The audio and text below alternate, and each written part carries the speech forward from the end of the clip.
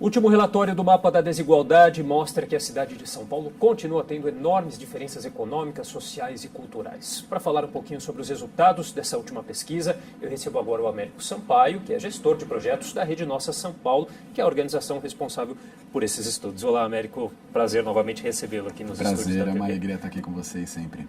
Bom, vamos lá então. A gente teve aí, mais uma vez, constatado aí várias desigualdades, né, que influenciam na qualidade de vida das pessoas, de maneira geral, tanto das pessoas que vivem nesses bairros como na cidade como um todo, né? Quais foram os maiores absurdos aí constatados nesse último levantamento aí no que diz a saúde, educação, segurança, enfim? O mapa da desigualdade, ele consegue deflagrar completamente a distância que existe entre os melhores e os piores distritos na cidade de São Paulo com relação a diversas políticas públicas, como saúde, educação, cultura e etc. Talvez o principal achado dessa pesquisa, que se repetiu também na pesquisa do ano passado, que impacta bastante na qualidade de vida na cidade, diz respeito à diferença entre o tempo médio de vida dos paulistanos nas diferentes regiões da cidade. Então a pesquisa conseguiu capturar que no distrito do Jardim Paulista, onde fica ali a região dos Jardins, uma região nobre da cidade, ela tem um tempo médio de vida que gira na casa dos 80 anos. Ao mesmo tempo, quando você olha para o distrito do Jardim Ângela, que é um distrito periférico da região sul da cidade, você tem uma expectativa de vida, um tempo médio de vida que gira na casa dos 54, 55 anos. Isto é, nós temos uma diferença de 25 anos no tempo médio de vida em duas regiões dentro da mesma cidade e que faz com que, de fato, a depender da região que você vive e mora na cidade, você vai ter uma qualidade de vida e, ao mesmo tempo, um tempo médio de vida muito menor que gira na casa de 25 anos, que é uma geração inteira. É um absurdo ter essa distância. E aí o que acaba impactando mais para que isso aconteça, Américo? São questões relacionadas à saúde, à segurança, todas elas, quais outras? Isso diz respeito à infraestrutura urbana e ao direito à cidade. Então, quando você olha, por exemplo, para a região dos Jardins, você vai ver que você tem uma taxa de mortalidade infantil muito baixa. Você vai ver que você tem uma taxa de homicídio juvenil muito baixa. Você vai ter um tempo de deslocamento entre casa e trabalho muito pequeno. Você vai ter uma arborização, qualidade de vida com relação ao verde na cidade muito maior.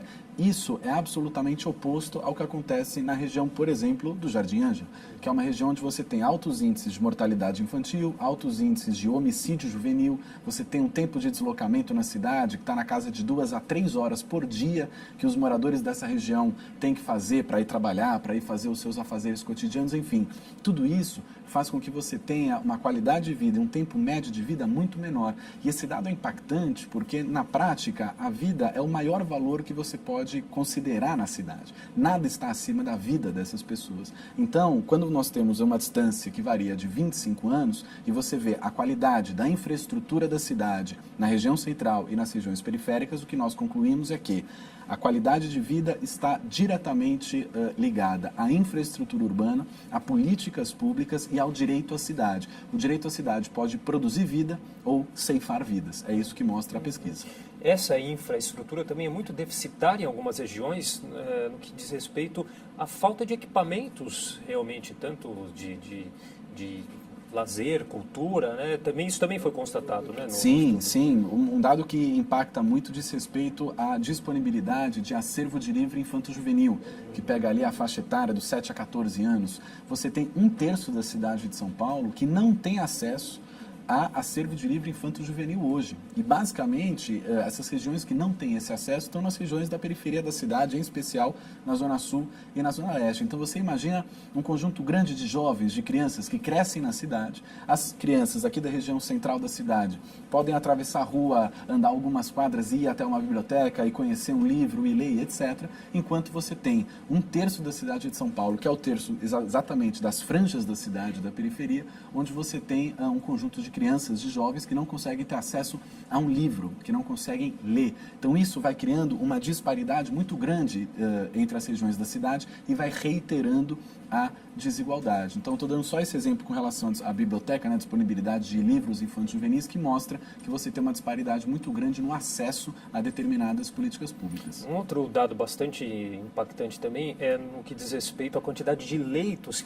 hospitalares que algumas regiões da cidade têm, com relação em outras, né, Américo? Exatamente. Acho que tem uma região, não me recordo qual agora, que não chega a um leito para cada 1.000 habitantes, né? Exatamente. Você tem uma parcela grande da cidade que não tem nenhum leito, ou quando tem é isso, você tem 0 qualquer coisa, até 1 leito para cada porção de 10, 100 mil habitantes. E enquanto você tem aqui na região central, na região da Bela Vista, da Paulista, na região da Consolação, você tem uma disponibilidade, uma oferta muito grande de leitos hospitalares, o que mais uma vez mostra que a vida na cidade, ela é absolutamente diferente entre as áreas nobres e as áreas periféricas, ela é absolutamente diferente para a parcela da população que tem recursos e para a parcela da população que não tem recursos, e é uma cidade que dessa dinâmica não se pode ter qualidade de vida para ninguém, nem para os ricos.